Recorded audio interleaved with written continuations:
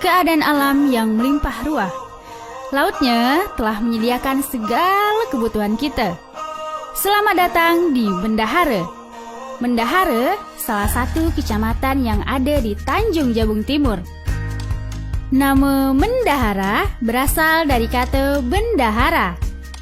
Mulanya, menurut riwayat tertulis, adalah Sultan Islam dari Johor. Waktu itu memerintahkan Menteri Urusan Laut Johor, Datuk Bendahara untuk mengunjungi daerah taklukannya. Sebagian rombongannya terdampar di sungai, yang disebut sekarang ini Sungai Bendahara. Bendahara juga dijuluki Kampung Lama, yang sekarang bernama Menteng. Bukan Menteng seperti di Jakarta ya, tapi singkatan dari Bendahara Tengah. Tapi seiring dengan waktu, penduduk yang ramai justru tinggal di Bendahara Ilir. Bendahara Ilir dibuka pada tahun 1950 oleh Datuk Darul, yang mulanya mempunyai penduduk 25 keluarga saja di Sungai Pendekar, yang sekarang bernama Sungai Tembikar. Untuk mengenang jasa Datuk Darul, namanya diabadikan di salah satu masjid, yaitu Masjid Darul Iman. Saya Mulia, salah satu bujang dan gadis Kabupaten Tanjung Jabung Timur. Menelusuri dan mengenal kekayaan alam negeri ini merupakan hobi saya.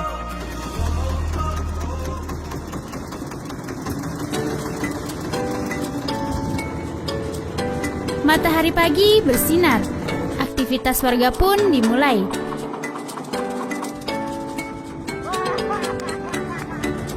Berbagai jenis alat tangkap tradisional pun digunakan oleh warga. Tetapi yang membuat saya tertarik mencoba adalah menangkap kerang. Di atas daratan berlumpur, warga di sini berseluncur menggunakan papan yang biasanya disebut dengan tongkah. Nama daratan ini adalah beting. Beting merupakan timbunan pasir atau endapan lumpur di muara sungai atau di laut. Beting ini muncul bila air sedang surut. Tak perlu ragu-ragu untuk turun langsung ke beting. Hal yang wajib kita bawa adalah tongkah. Salah satu nelayan pun melihat saya. Sepertinya mereka tahu saya belum terbiasa. Nelayan di sini pun dengan ramahnya membantu saya untuk belajar cara menangkap kerang menggunakan tongkah. Awalnya pun memang sedikit susah menggunakan tongkah. Sedikit demi sedikit pun akhirnya saya bisa. Mencari kerang di beting menjadi pengalaman yang menyenangkan. Biar penuh lumpur, tapi serunya tak disangka.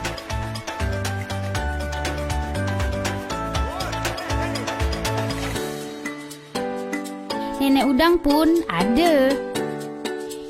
Kalau ada dua lubang seukuran gelas yang berdekatan, bisa dipastikan di dalamnya ada nenek udang. Caranya dengan memompa menggunakan kaki berulang-ulang pada salah satu lubangnya, hingga muncul aliran air yang mengalir keluar dari lubang lainnya. Lepas itu, nenek udang pun keluar. Hasil tangkapan saya ini tak pula banyak, tapi jangan lihat hasilnya. Pengalaman yang saya dapatkan jauh lebih berharga. Hutan mangrove hadir sebagai penyeimbang, rumah bagi banyak spesies. Fungsi dari hutan mangrove ini sebagai perisai, melindungi daratan dari kerusakan terutama abrasi.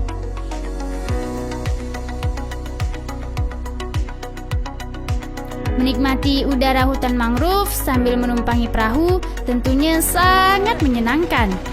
Ditambah lagi pemandangan yang begitu menyegarkan mata sambil melihat burung yang berterbangan pastinya membuat saya ingin berlama-lama di sini.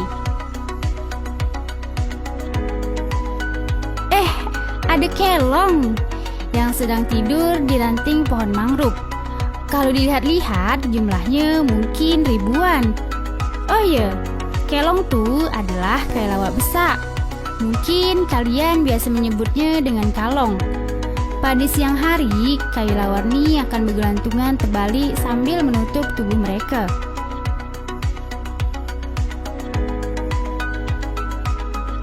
kelong ini pun tak terganggu dengan keberadaan saya yang berada di bawah mereka. Menjelang matahari terbenam, barulah ribuan kelong yang menghuni pohon mangrove terbang beriringan dan membentuk jalur yang menakjubkan di langit Bendahara nih.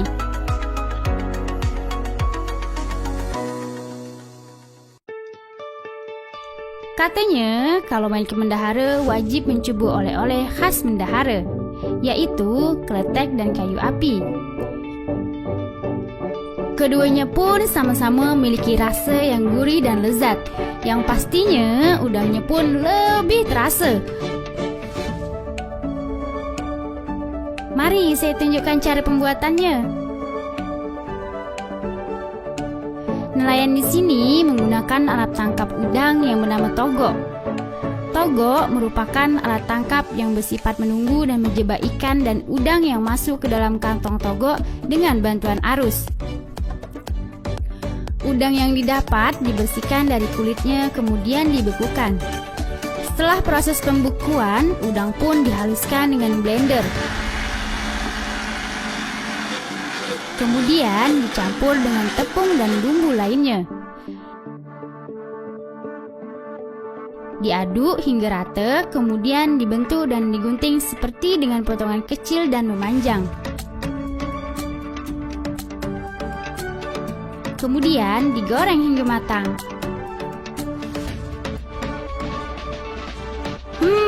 Lezatnya dan rasa udangnya bikin nagih. Parah betul.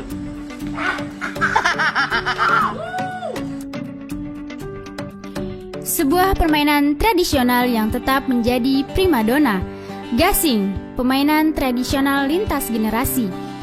Bagi masyarakat Bendahara, gasing menjadi permainan tradisional yang populer. Cara memainkannya cukup sederhana. Tali digulung pada gasing kemudian dilemparkan.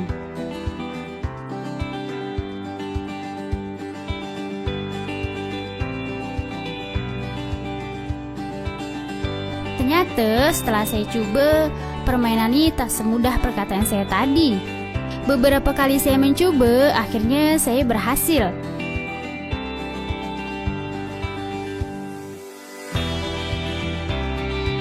Terdapat berbagai jenis gasing. Ada gasing manggis atau jambu dipakai untuk pemain pemula. Gasing piring yang digunakan untuk pemasang bentuknya seperti piring. Gasing guci atau pemangkah yang digunakan untuk mengadu atau memukul. Terdapat dua jenis permainan gasing yang populer, yaitu permainan gasing bertahan. Gasing yang lama berputarnya adalah pemenangnya.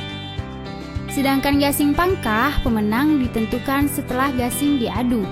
Gasing yang paling kuat adalah pemenangnya.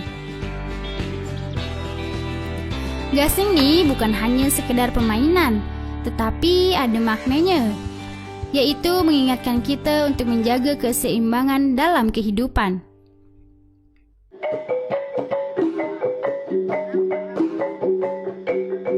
Silat persembahan merupakan tradisi suku Melayu. Silat persembahan biasanya ditampilkan dalam acara menyambut kedatangan pengantin atau tamu kehormatan. Ini melambangkan suatu simbol bahwa pengantin atau tamu kehormatan datang ke tempat yang aman dari segala musuh. Bagi ahli seni bela diri, silat persembahan dikenal karena gerakannya yang lembut dan gemulai, tapi mematikan.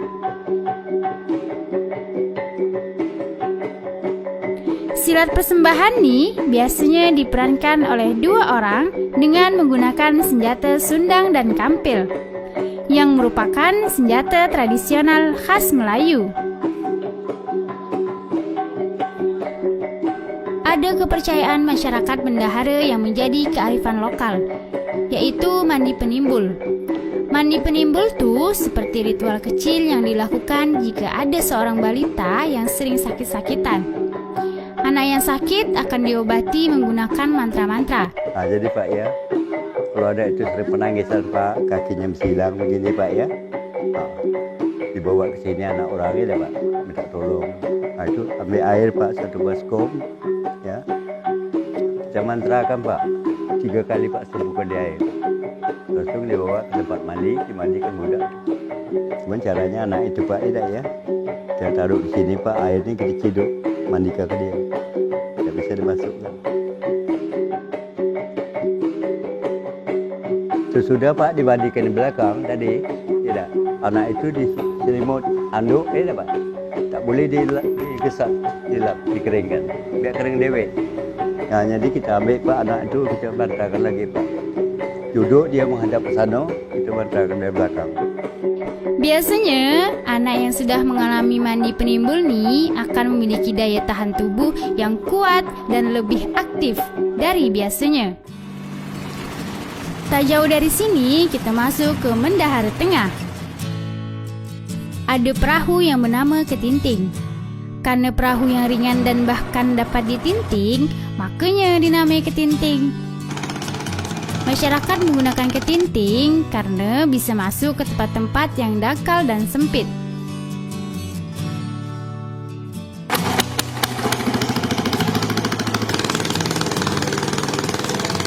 Bayangkan kalau jalan seperti ini tanpa ketinting. Tempat ini terkenal akan perkebunan kopi liberikanya. Sistem penanaman kopi menggunakan sistem tumpang sari. Artinya dalam satu lahan ada 2 jenis atau lebih tanaman yang berfungsi untuk menyaring sinar matahari agar tak terpapar langsung. Bagi yang suka kopi, jangan tahu minum je, tapi harus tahu juga bagaimana cara pengolahannya. Mula-mula kita petik dulu biji kopi yang sudah memerah. Buah kopi Liberica sedikit lebih besar dari jenis lainnya. Kopi Liberica adalah tanaman kopi endemik dari Afrika. Tepatnya berasal dari Liberia. Kita masuk ke tahap pertama, yaitu sortasi buah kopi yang berguna untuk membedakan kualitas biji kopi yang dihasilkan. Kedua, masuk ke tahap pengupasan kulit buah menggunakan mesin pengupas.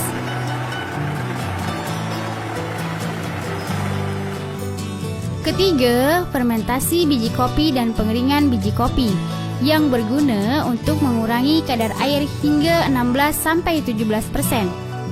Keempat, pengupasan kulit tanduk. Pengupasan bisa ditumbuh atau dengan bantuan mesin pengupas.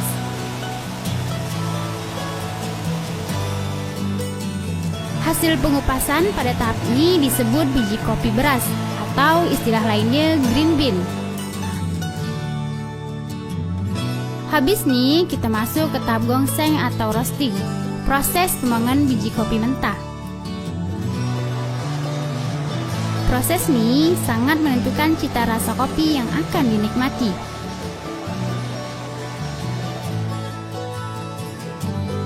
Sehingga dapat dikatakan bahwa tahapan ini merupakan proses yang sangat penting dibandingkan semua tahapan pengolahan kopi.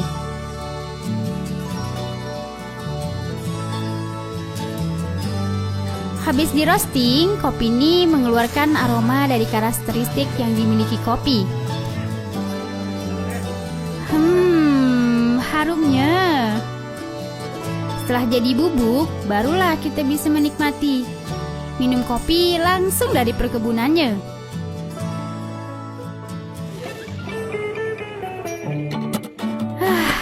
Nikmat mana lagi yang kau dustakan? Dari kekayaan alam, tradisi, dan budaya membuat saya bangga menjadi orang Tanjung Jabung Timur. Buah perepat, buah pedada, dimakan asam manis rasanya. Berbagai macam kekayaan yang ada. Saudara-saudara, yuk kita ke Mendahara. Mendahara, kampung lama dibuka oleh Pendeka Perkasa. Mendahara, kampung lama dibuka oleh Pendeka Perkasa. Kini hanya tinggal namanya, Dato' Daula dia pembukanya. Kini hanya tinggal namanya, Dato' Daula dia pembukanya.